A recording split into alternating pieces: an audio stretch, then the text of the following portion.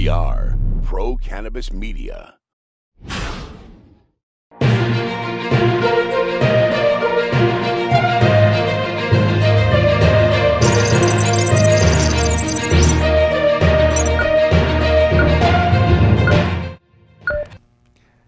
Hi everyone, I'm Jimmy Young, the founder of Pro Cannabis Media, and this is Weed Talk News. And I'm Curt Dalton, the founder of Cannabis.net. Today on Weed Talk News, the Bay State, Massachusetts, our home state, has released over 600,000 previously confiscated vape cartridges. So Curt, my question to you is, if they're all tested and they're now back into the market, would you use one of these cartridges? Absolutely, Jimmy. I go to the dollar store, paper towels or paper towels. And ironically, people will probably say, I don't want to touch them. These are probably the most tested and safe and secure cartridges in the state of Massachusetts history because they've been so overly tested. You'll probably get a discount somewhere, but I would have no problem using them. And of course, right now, dispensary owners are trying to figure out, are they going to put them back into circulation? Are they going to destroy them? So as far as we're concerned, and we're always concerned about the product and the quality and et cetera. The product being as old as it is, we will take the product and remediate the product, basically clean it up. And after it's clean, we'll send it out for testing. It'll come back. It should show, it'll show no contaminants of any kind, no lead, et cetera. And then for us, we'll probably end up just using it in our edibles once we know that it's a clean product for that. I personally don't have any interest in putting it back in carts and trying to sell it that way. And obviously, Curt, I think I understand that you'll take that discount, won't you?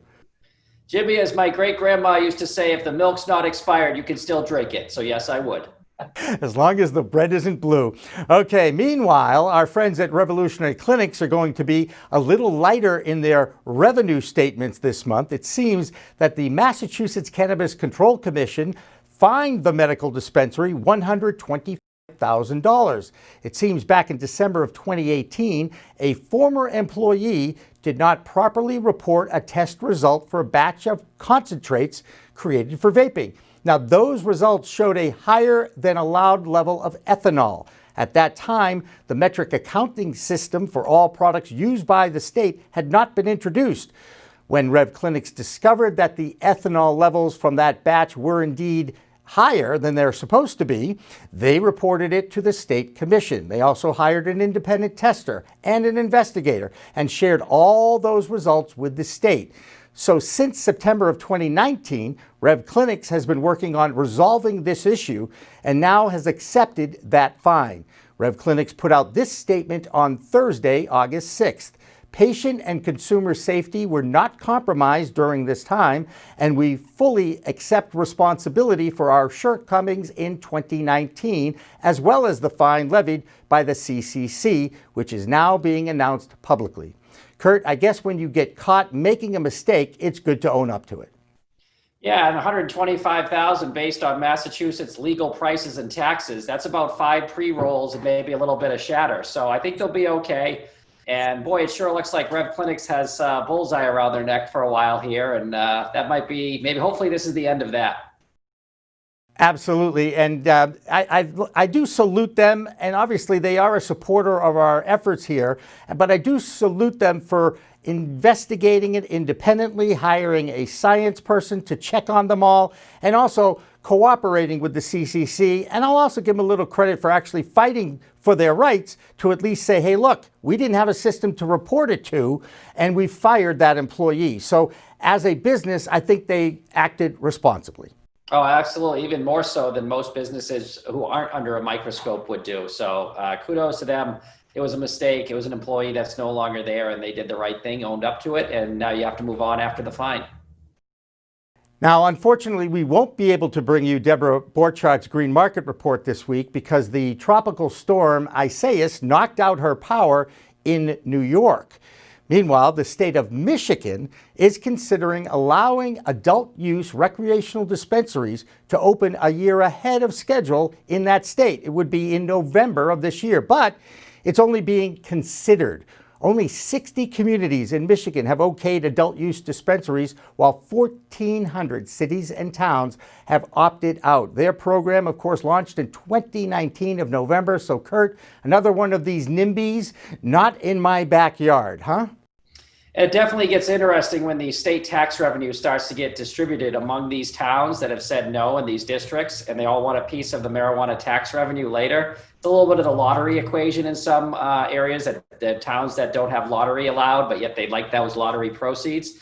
And when you told me that Deb got taken out by ISIS, I said, wow, they don't like me. But luckily, it was just a storm in upstate New York. She lost power. She's safe. But the good news is Phil Adams of Vote Pro podcast in DC is running from ISIS and is very safe. So let's go to him now with our Washington Marijuana Minute. Hi, Phil Adams from Vote Pro Podcast, here with the Weed Talk News DC Report.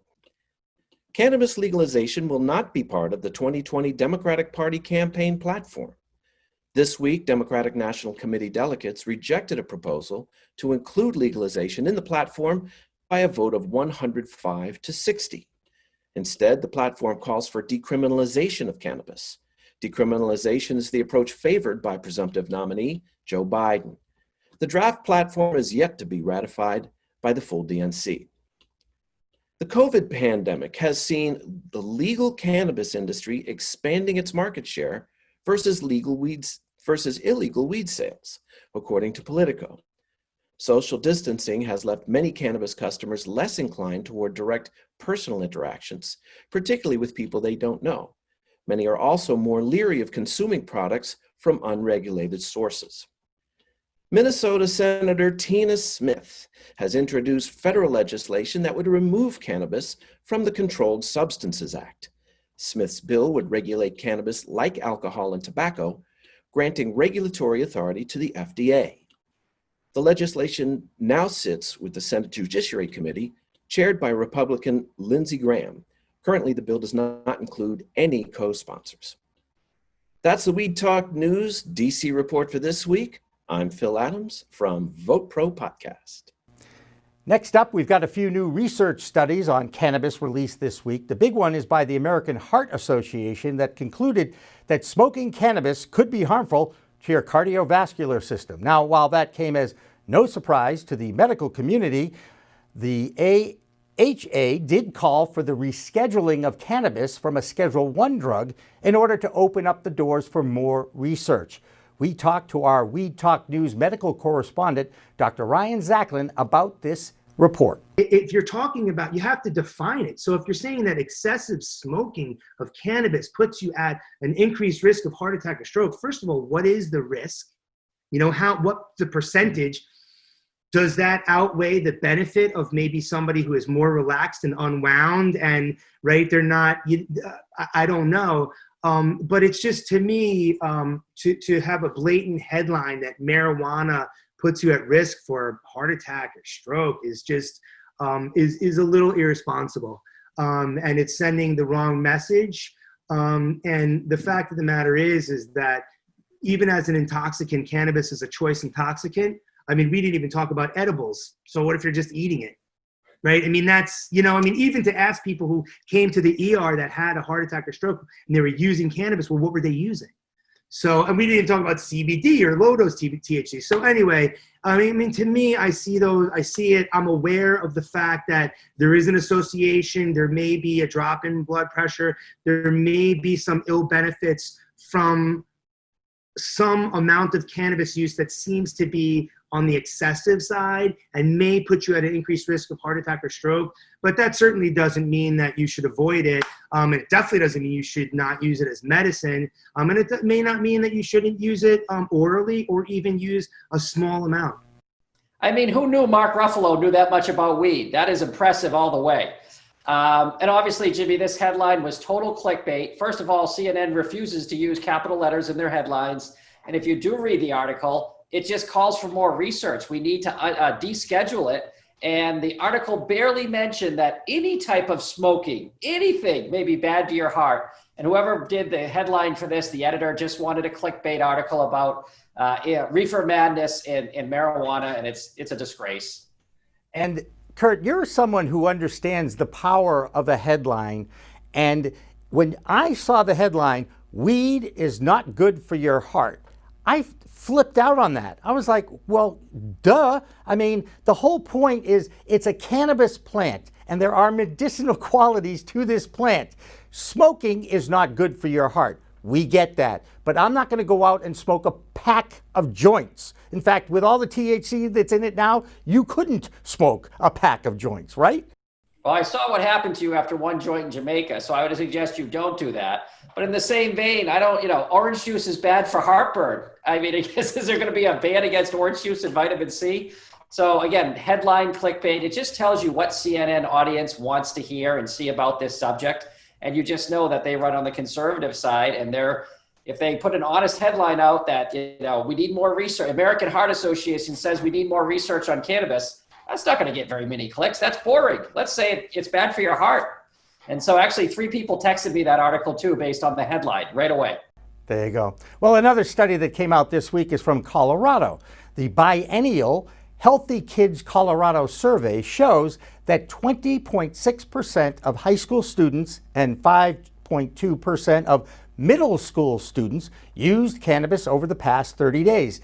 That's actually a 1.2% increase than the last biennial survey in 2017, but it's still lower than the last pre-legalization report in 2011, when that group's consumption rate was 22%. So Curt, this study was done last year, and to me, it seems that overall consumption is down among kids in Colorado, a legal state.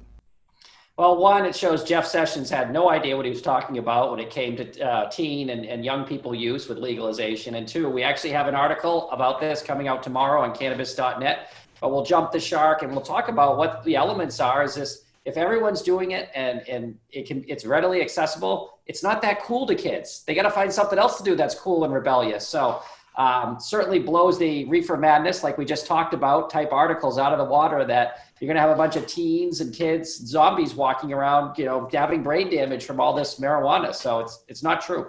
And what needs to happen is more research and more education. Now, the other part of that report, and it really wasn't in the report, it was just the reporter adding this, that THC percentage in cannabis was 6.7% in 2008, and in Colorado now the average is 55%.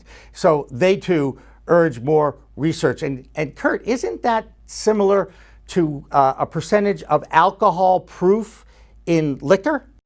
It's really more of a marketing ploy, and we've got a couple articles that came up with this. The scientific test, dispensaries and growers can charge more if it's a higher THC rating.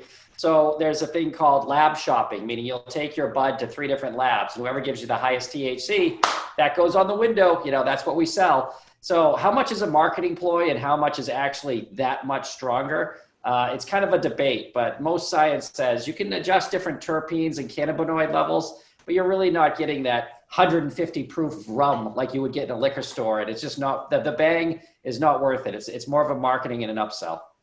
Interesting. And of course, it also depends on your tolerance and your metabolism. And that is very difficult to judge from one human to another, right? Correct, yes.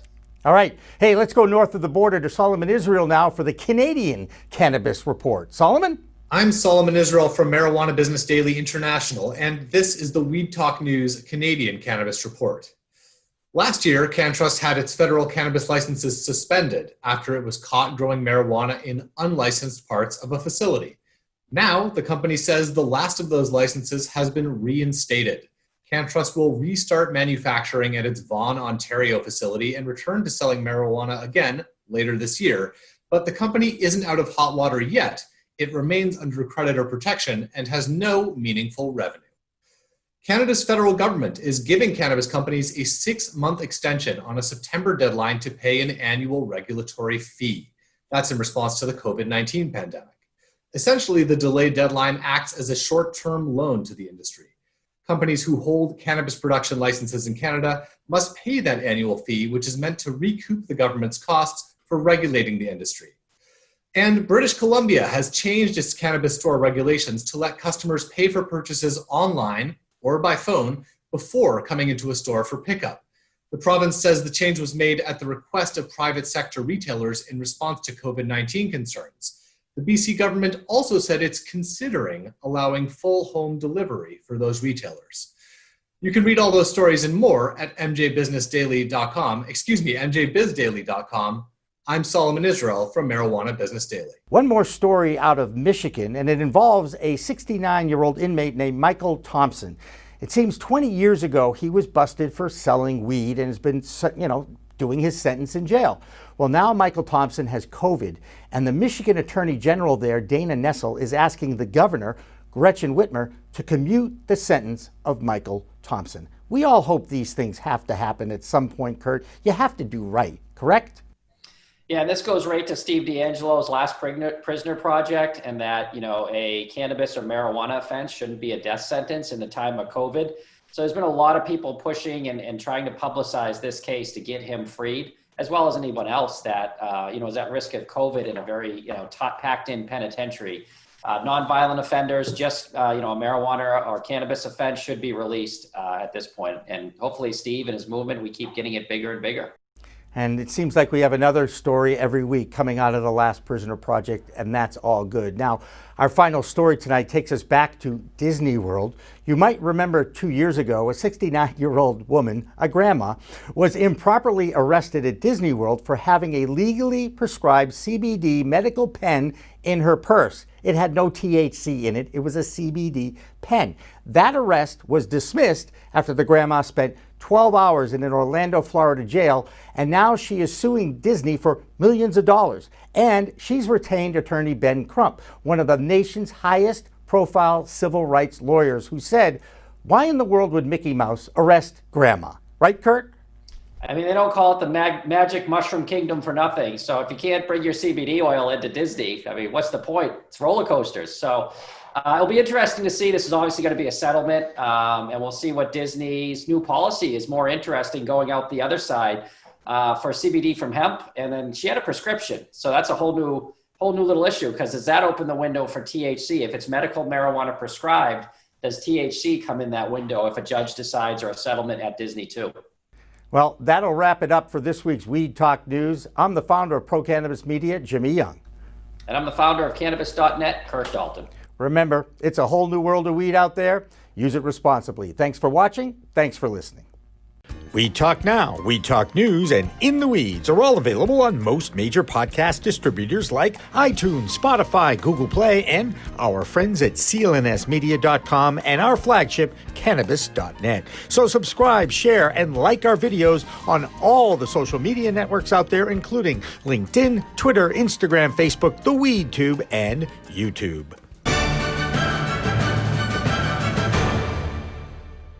Weed Talk and In the Weeds are two productions of Pro Cannabis Media, supported by Revolutionary Clinics, one of the top medical cannabis dispensaries in the Massachusetts area, now with 3 locations in Greater Boston, 2 in Cambridge and 1 on Broadway in Somerville. Rev Clinics has a patient-first mission. They will customize your needs as a medical patient with the proper titration and combination of strains, flavors, and products. Rev Clinics, where the patient comes first.